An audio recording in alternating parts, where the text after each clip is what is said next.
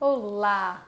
Seu relacionamento está como um pênalti do segundo tempo chutado para fora ou seu relacionamento está fazendo um golaço na Copa da sua vida? Seja muito bem-vindo ao podcast Vida 2 Mais. Eu sou Bianca Souza, psicóloga, ao meu lado, meu digníssimo esposo. Diego Gaspar, é um prazer estar com vocês aqui de novo para a gente conversar se você está realmente aproveitando a bola da vez ou se você está perdendo as oportunidades de cada chance que aparece na sua vida de marcar aquele golaço. Como estão os seus relacionamentos? E aí a Bianca vai estar aqui para responder algumas curiosidades bem legais. Bianca, quais foram... Mas antes, Diego, calma, segura aí a pergunta que eu nem sei qual é, tá, gente? Eu quero dizer pra vocês que qualquer som, ruído, é porque hoje nós temos uma plateia muito especial. Palmas para nossa plateia! Está aqui a nossa mascote da nossa vida, da Copa da nossa vida, Samantha. Então, qualquer manifestação dela, por favor, sejam acolhedores, empáticos, porque ela está sendo colaborativa. Mas, por favor, Diego, qual é a pergunta? Essa foi boa. Eu fiquei pensando aqui, se você podia citar pra gente o que te mais chamou a atenção, né? Considerando que tem jogadores na Copa, né, dentro da seleção brasileira, a gente vai falar um pouquinho disso, que mais chamou a atenção diante das controvérsias que eles têm nos relacionamentos aí fora do campo. Deixa eu ver se eu entendi a pergunta. Você quer que eu cite exemplos? Isso. Tá, então eu vou citar fazendo uma comparação ali com o Hendrick. Rapaz, menino novo, e ele tá indo por um caminho completamente oposto ao que eu vejo dos relacionamentos, ao que eu atendo sobre casais e sobre as demandas que chegam na clínica. Que caminho é esse? É um caminho muito construtivo, porque mesmo sendo jovem, o Hendrick ele tá traçando uma caminhada de viver o processo. Que processo? De amadurecimento, de valorizar as próprias escolhas, o que ele pensa, o que ele sente, de estar congruente.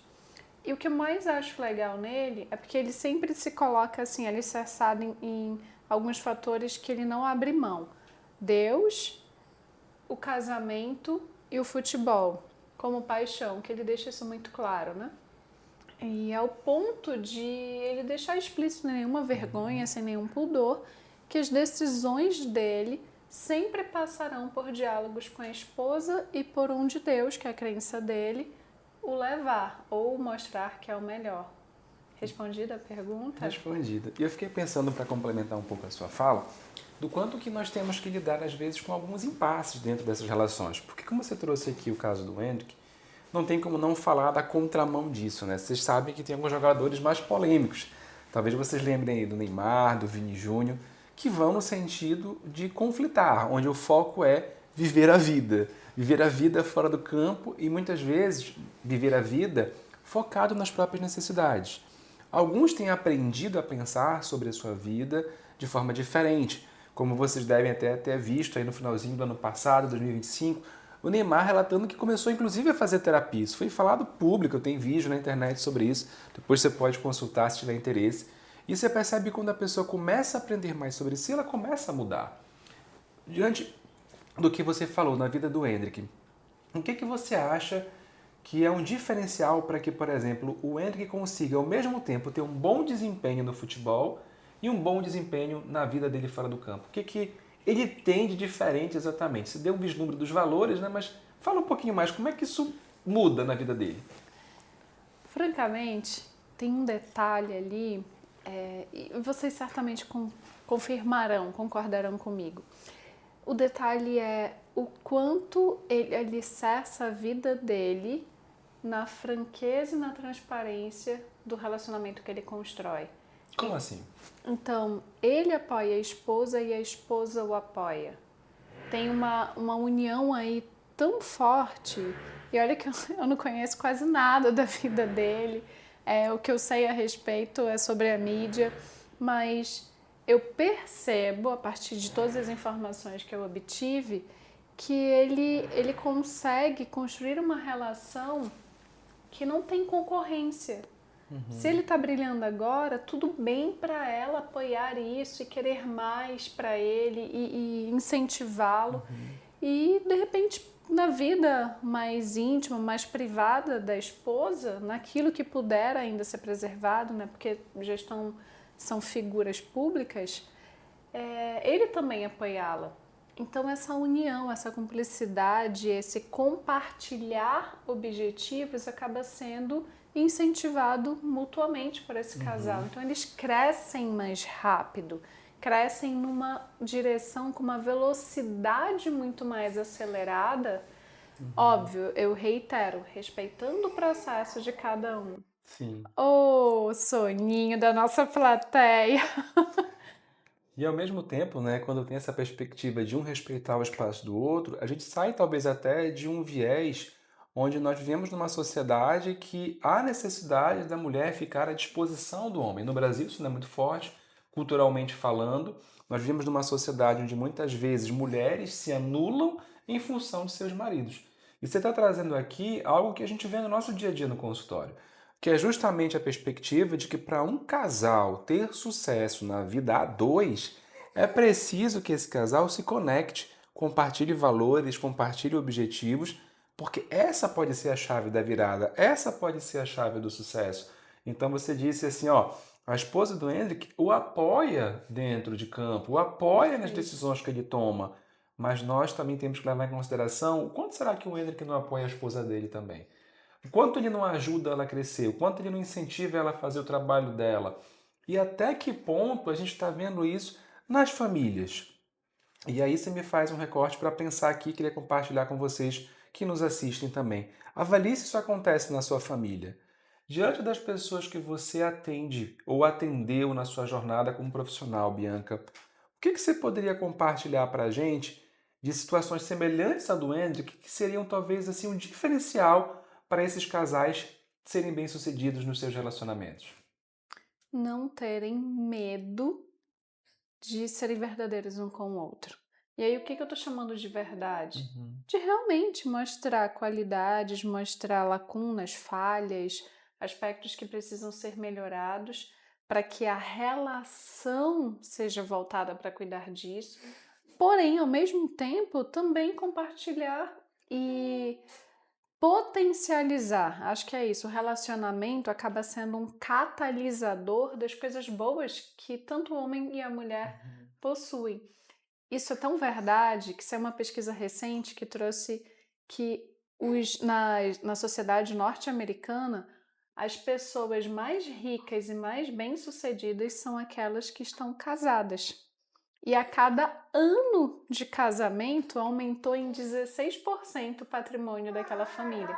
Agora projeta isso num relacionamento milionário de um jogador de futebol que foi para a Copa. Quanto de percentual eles não ficarão mais ricos, mas também percentualmente mais fortes se unirem nas suas relações, de se respeitarem? Porque convenhamos, Diego, responder numa entrevista pública o que você pensa a respeito da sua carreira e você dizer para uma imprensa mundial que vai depender do que a sua esposa determinar através de Deus, é preciso ser muito corajoso para revelar essa verdade publicamente que está ali completamente aberta a críticas. Então, nessa fala, né, o que Deus determinar através da sua esposa, né, vai ser um diferencial para construir uma carreira. Será que você está colocando os seus valores em foco quando você toma decisões sobre o que você quer para a sua vida? Então, essa fala da Bianca ela é provocativa para nós pensarmos aqui. Nós precisamos ser coerentes com as decisões que tomamos, com as nossas atitudes, a partir dos valores que temos. Então, se você for observar bem, na história do Hendrik, ele não começa a ser uma pessoa do jeito que ele é agora, depois da convocação da Copa, ou agora durante a Copa. Ele começa lá atrás. Então, se vocês têm acompanhado também a história do Hendrik, vocês vão perceber que a vida dele começa com os pais incentivando ele a ser uma pessoa diferente, com os pais incentivando ele a seguir em função dos sonhos, com os pais incentivando ele a ser uma pessoa melhor.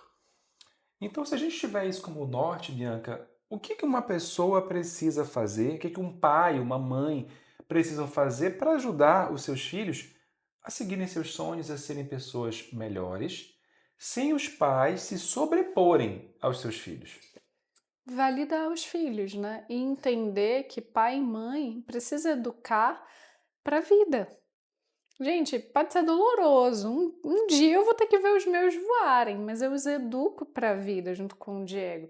No sentido de, já pensou o quanto difícil seria para mim e para ele se eu começasse a arcar com a responsabilidade de determinar o que eles deveriam viver depois de serem adultos? Ou ter filhos com 30, 40, enfim, anos de idade que se sentem perdidos porque isso não foi incentivado lá atrás. Então penso assim, pai e mãe precisa educar para a vida, preparar para a vida. E Uhum. de algum modo os pais, a gente está pegando aqui o Henrique, Uhum. né? Fizeram isso muito bem, porque com 19 anos ele é esse homem. Eu chamaria de menino pela idade, mas pela maturidade vou chamar de homem, que a gente tem muito a aprender com ele. O exemplo de postura, de coerência, de congruência nas suas ações. Então, pai e mãe precisam aprender também a respeitar o voo dos filhos e confiar nessa educação que deu, nessa educação que solidificou nos filhos, Uhum. para que eles brilhem do jeito deles, com as escolhas pelo caminho. Se o filho voltar e pedir conselho, aconselhe, receba, acolha, oriente, mas a vida é deles, uma vez adultos. E nessa pegada, né, a vida é deles. Mas ao mesmo tempo tem pais que às vezes têm dificuldade de deixar os filhos irem, né? E às vezes depois de adulto continuam interferindo diretamente na vida dos filhos adultos, no casamento dos filhos adultos. E isso traz reverberações para as relações que esses filhos exercem com as suas esposas ou com seus esposos. Então, se a gente for pensar aqui numa mensagem também para deixar para esses pais, eu vou começar aqui, depois você me complementa. Eu penso que esses pais precisam atentar. Será que realmente determinar como devem ser as relações dos seus filhos adultos, como eles devem mediar essas relações com a esposa, como eles devem mediar a relação com a vida deles, será que esse realmente é o melhor caminho? Porque se você começa a impor como os seus filhos devem agir, você vai também se responsabilizar pelas decisões que eles tomarem e pelos prejuízos na vida pessoal que eles tiverem, porque se você começa a determinar como eles devem ser, isso vai te afetar. Agora, por outro lado, os filhos, uma vez adultos, independente de serem homens ou mulheres, precisam também, uma vez que eles construam novas relações, casamentos, né? Enfim, eles precisam aprender a proteger, a colocar barreiras, a impor limites, porque agora quem eles precisam compartilhar a vida é o esposo e a esposa, né? Para que aquela relação tenha liberdade de existir e encontrar seu formato em diversos momentos da vida, né? Esse relacionamento é vivo, então ele é orgânico, ele vai se construindo, se constituindo ao longo do tempo, consequentemente se modificando. Assim como na Copa, né? Cada jogo depende do desempenho de cada jogador, os relacionamentos são vivos nesse formato. A cada jogo dessa seleção, você vai perceber que existe um desafio. Alguns mais tênues, outros muito mais intensos, jogos muito mais pegados, muito mais disputados. E assim talvez sejam as fases dos relacionamentos. Vão ter momentos que você vai estar vivendo com certa facilidade, conduzindo e manejando muito bem a sua vida e suas escolhas. Mas vão ter momentos que você vai lá para o último tempo, prorrogação, pênalti, e não tem mais o que fazer. É aquele pênalti que vai mudar tudo. E você está preparado para marcar esse gol ou você vai se incumbir à pressão, ao estresse do relacionamento? Porque em algum momento isso vai chegar para você. Como a gente diz na terapia, às vezes a conta chega. Você adia, adia, adia, mas se você não tiver preparação suficiente, a conta vai chegar e você vai ter que dar um jeito de pagar. Olha quanto isso é pesado no relacionamento. Diego, relacionamento é ser escalado para a seleção da vida e ter que fazer a bola rolar em jogo com o objetivo de gols, de alcançar metas, de alcançar e concretizar sonhos. Então tem pausas, tem uma montanha russa, tem dificuldade, tem choro, mas também tem muitas alegrias. E aí, nesse cenário, quais são as alegrias que você está vivendo? Quais são os desafios que você está enfrentando? Porque se a gente também for começar a ver o time de futebol no campo, tem cada movimento pode ser uma oportunidade de gol. Você está lidando com os adversários assim? Quais são os adversários mais comuns dentro de um relacionamento, Bianca? Ou você mesmo está fazendo gol contra? Você está falhando em se valorizar? Uhum. Você está cedendo a pressões externas, a palpites externos, a opiniões sobre a sua vida, sobre o que você escolhe para sua relação, de um modo irreversível, às vezes, ao ponto de levar o relacionamento para o mata-mata e perder todos os gols. Então cabe aproveitar a oportunidade de saber como se preparar para esse momento final. Cabe aproveitar a oportunidade de entender as sutilezas que cada relacionamento apresenta. Porque se cada relacionamento vai para uma situação decisiva e todo mundo sabe disso, por que as pessoas ficam adiando mudanças? Se elas já sabem que o progresso depende do que elas percebem e fazem Do no processo. processo. Por tantos fatores, por que as pessoas se sabotam? Porque o organismo humano, o cérebro humano, ele não gosta de esforço, ele gosta de reforço. E reforço é ficar ali, sempre numa zona de conforto, né? Superar isso significa viver o processo, significa treinar para melhorar, aprender novas jogadas, novos comportamentos, novos lances na vida do relacionamento, para poder fazer esse relacionamento ser saudável. Então, se o relacionamento está sendo saudável, agora é o momento de a gente deixar uma mensagem especial para você. Avalia as tuas escolhas, avalia cada momento que você tem na sua vida e toma como exemplo a Copa. Você está percebendo os desafios? Está se preparando para eles? Está jogando de acordo com os seus valores para que as suas metas sejam atendidas? Ou será que você está tropeçando e deixando as adversidades roubarem a bola, roubarem o controle de você? E quando você menos perceber, ao invés de você fazer gols, o seu time está tomando gol. O seu relacionamento está sendo prejudicado. Será que é realmente isso que você quer? Então agora a Bianca vai deixar uma mensagem para você fazer uma reviravolta nessa perspectiva. Vem cá, chega mais perto. Celebre cada jogada, cada tentativa ao gol, até esse gol sair. No seu relacionamento, celebre coisas pequenas, médias, grandes conquistas. Uma casa própria, uma mudança de cidade, uma profissão, uma colocação no mercado de trabalho que vai trazer mais conforto para sua família. Celebre datas especiais. Celebre. Celebre com aquela empolgação de sentir o estádio com mais de 40 mil pessoas presentes balançando. Porque é a sua vida. Se você não fizer a diferença no seu relacionamento, eu sinto te dizer, mas outra pessoa pode fazer.